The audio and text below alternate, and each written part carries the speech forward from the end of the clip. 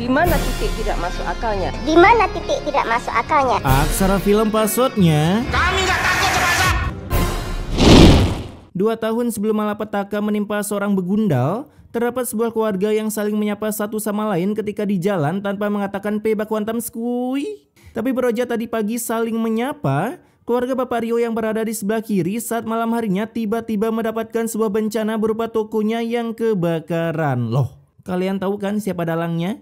Beberapa minggu berlalu, kini emak Rio pun menerima suntikan dana berupa sumbangan lauk pauk ketika beli sayur. Akibat kini ia begitu mengkisminkan hidupnya. Dan tak berselang lama datanglah Ibu Dewi yang kini udah makin sukses. BTW Ibu Dewi siapa cuy? Berkat jadi agen umroh, saya jadi bisa ikutan umroh. Anjas, curiga. Jangan-jangan agen Bu Dewi yang berangkatin Torik haji? Mendengar Bu Dewi punya agen umroh, Bu Rio langsung bertanya gimana caranya. Yang tentunya begitu mudah, cukup cari member yang mau umroh sebanyak-banyaknya, kemudian tilep uangnya. Enggak dong. Kemudian daftarin ke Bu Dewi, maka Bu Rio akan mendapatkan cuan yang begitu melimpah. Begitulah kata Bu Dewi, tapi tak semudah itu Petrosa.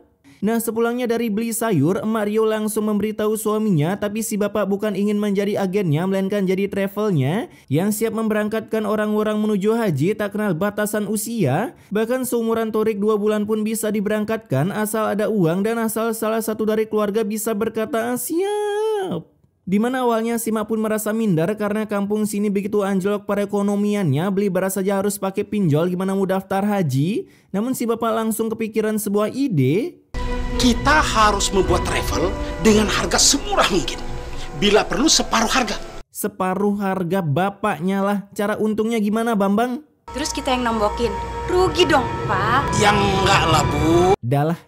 Ini bapak kagak pernah belajar ilmu ekonomi anjing. Setelah kong kali kong gimana jalan bisnisnya, mereka pun jadi yakin memulai bisnis ketidakmanuakalan ini. Dimana selang 1 minggu berlalu, mereka udah membangun sebuah kios offline-nya dan dengan ANJG-nya bisa-bisanya 2 orang minion langsung datang untuk mendaftar. Buset dah. Baru masang banner udah laris. Di sore harinya, si bapak pun, ya penjelajah Dion, sedang menawarkan brosur keberangkatan haji dengan DP 14 juta dan sebagai testimoni ia memberikan info kalau Torik ketika usia 2 bulan ialah yang memberangkatkannya. Hasil tanpa babi lu bego, para bapak-bapak pengangguran ini pada mau daftar yang entah dapat uang dari mana padahal beli kopi pun masih kasbon. Boleh tuh, Pak. Saya ikutan, Pak. Tanpa perlu mikir panjang cuy, uang 14 juta kayak gak berarti banget di sini.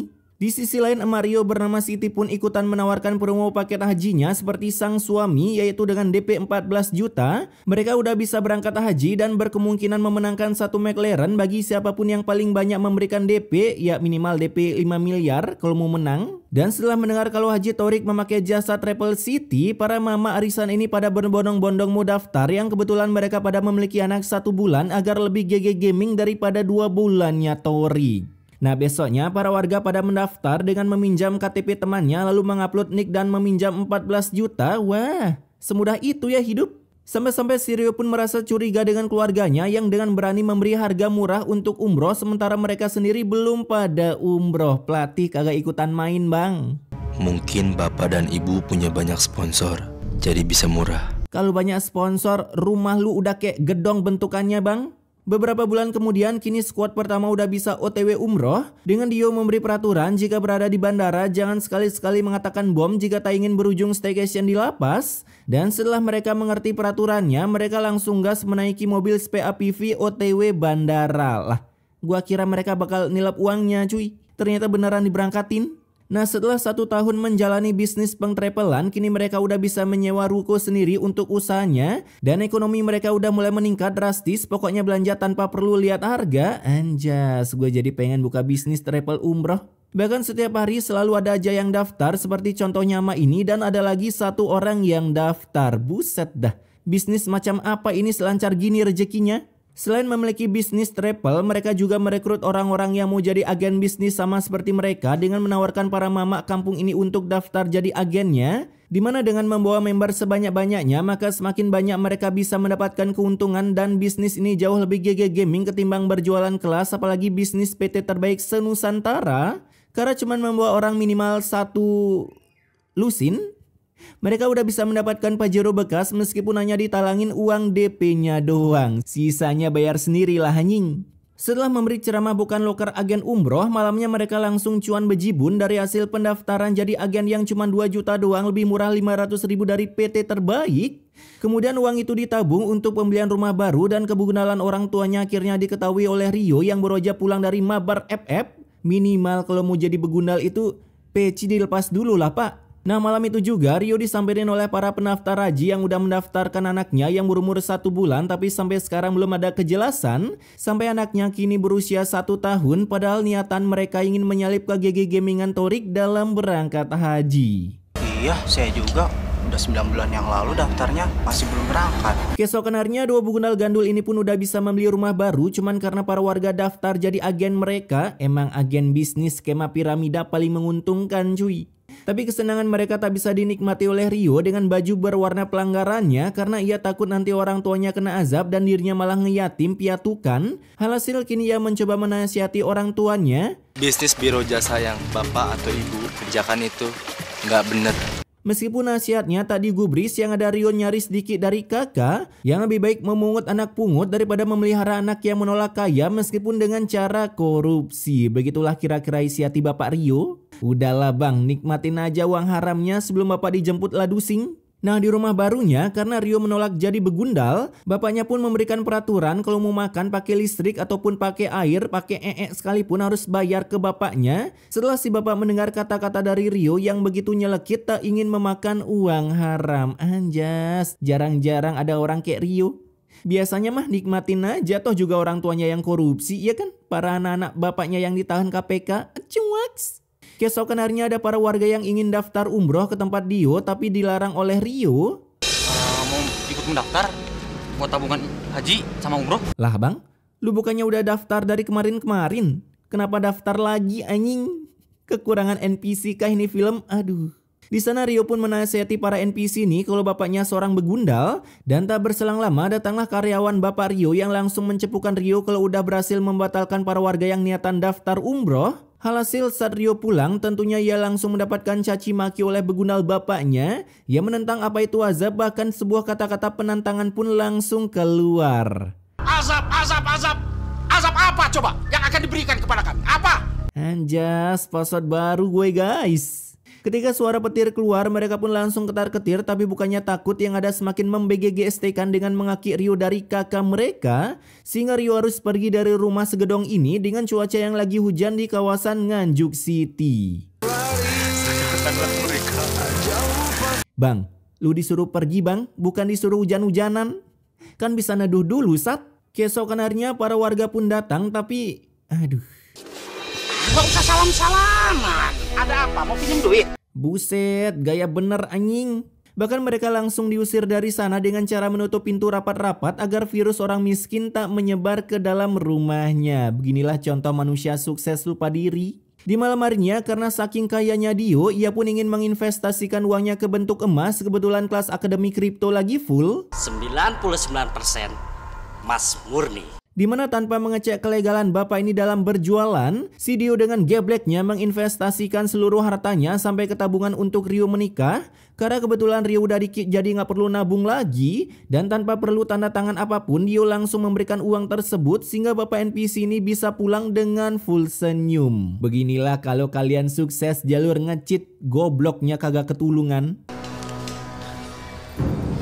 Pak, itu emas bukan keju, ngapain dibauin? Tak berselang lama datanglah Rio yang udah tak kuat jadi gelandangan, kadang jadi manusia silver di jalanan dan kadang ngamen lagu random tapi maksa minta uang kalau nggak mobil bisa dibaretin. Tapi sayangnya kehadirannya tak diterima oleh orang tuanya yang udah sukses sampai lupa anak, bahkan kata-kata sakti pun langsung keluar. Antara kita sudah tidak punya hubungan lagi, Pak. Aduh sakitnya itu, menolak uang haram malah jadi yatim piatu. Apalagi Rio tak segan-segan dikik secara kasar dari sana sebelum virus-virus gelandangannya menyebar luas mengalahkan keharuman Stella pengharum ruangan yang rasa jeruk. Beh, auto ngefly cuy.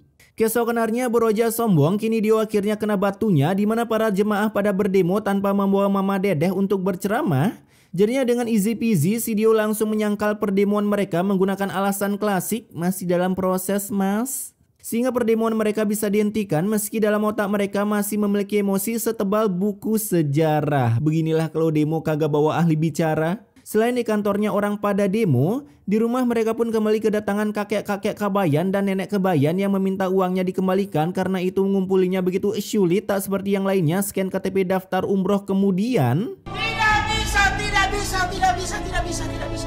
Dan sayangnya permohonannya ditolak oleh Dio sekalian diberikan hadiah tambahan.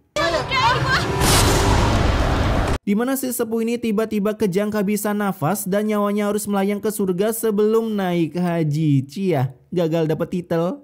Dikalahin Torik bu. Pak, kami akan memberangkatkan ibu ini umroh. Lah, mana bisa gitu anjing, orang udah wasted.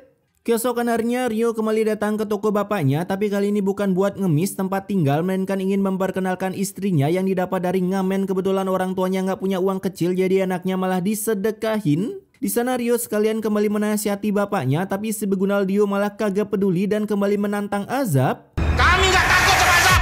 Yang setelah perkataan itu, Dio benar-benar kena azab berupa para builder karyawatinya tiba-tiba ingin resign akibat sepinya agen travel milik Dio yang udah beberapa minggu tak satupun orang mau mendaftar. Minimal pindah cabang lah Bambang, udah tahu ketahuan nipu malah menetap di sana. Nah, karena bangkrut, kini Dio mencoba menjual hasil investasinya yang berupa emas. Tapi sayangnya saat dicek ternyata emas palsu, padahal Dio beli emas seberat 1 kilo. Mas ini semuanya palsu pak, bu. Kemarin deal-dealan tanpa ngecek keaslian emas. Kurang goblok apalagi mereka berdua. Sedangkan di ruko Dio, para warga udah mengkomeng acak-adulkan isi barang-barang di sana. Dimana saat Dio datang, mereka langsung jadi incaran warga dengan mengajak para warga lomba lari. Untungnya dengan masuk rumah orang random mereka bisa lolos, tapi aduh. Saat dicek ke rumah sakit, kebetulan di sana ada Rio yang istrinya baru aja melahirkan jalur Pertamax karena belum ada beberapa bulan nikah udah melahirkan. Kala itu Dio mendapatkan perawatan berupa mata yang harus di-delete dari kehidupan, tapi untung cuman sebelahnya doang. Gimana ceritanya kejedot tembok kagak keras, bisa bikin buta? Ketika udah boleh dirumahkan, baru aja menekuni kebutaannya sehari, kini datanglah pendemo handal berupa mahasiswa yang menuntut uang umrohnya dikembalikan. Alhasil kini mereka pun harus kabur dari sana meski langit lagi hujan. Apalagi ketika berlindung di bawah jembatan, sebuah editan full CGI saingan Marvel pun muncul. Sejak kapan petir bisa memunculkan keretakan pada dinding jembatan? Di sana mereka pun kabur entah kemana dan berujung malah jatuh nyungsep yang lalu terkubur hidup-hidup akibat tanah longsor. Nah, keesokan harinya dengan indera penciuman Akamaru, para warga langsung menggali tempat di atas tanah yang menimbun Dio dan istrinya.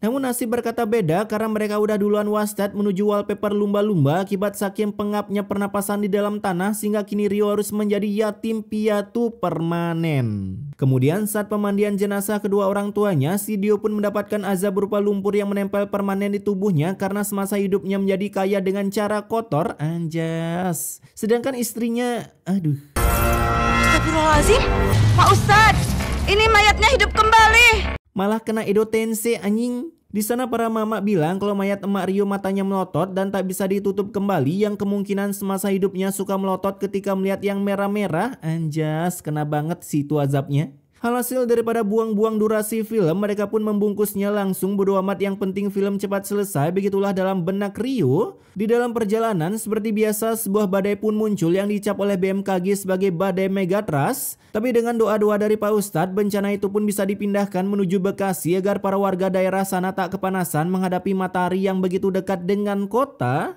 Dan setelah berjalan beberapa ribu kilometer dari Sabang sampai Somalia bagian timur, terjadi lagi sebuah bencana alam berupa tanah retak yang editannya begitu menguak-wakan. Tapi mereka masih tetap jalan dan tibalah di pemakaman yang terletak di sebuah sungai kering entah ada di mana ini.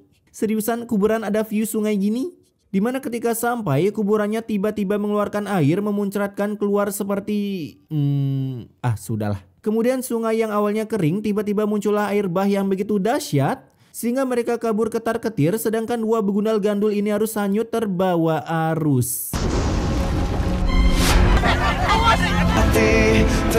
Wah, realistis sekali ya teman-teman. Aku tak sabar membandingkannya dengan sinetron luar negeri. Oke, pesan immortality-nya di sini, uang memang bisa merubah karakteristik seseorang. Jadi sebelum kalian kaya, pelajarilah attitude yang baik dan jangan sampai ketika udah banyak uang, tutur katamu jadi berubah karena memang kebanyakan orang jika udah banyak uang membuat cara berbicaranya sedikit ingin digedik. Oke, gua Wisnu, stay wakwa guys.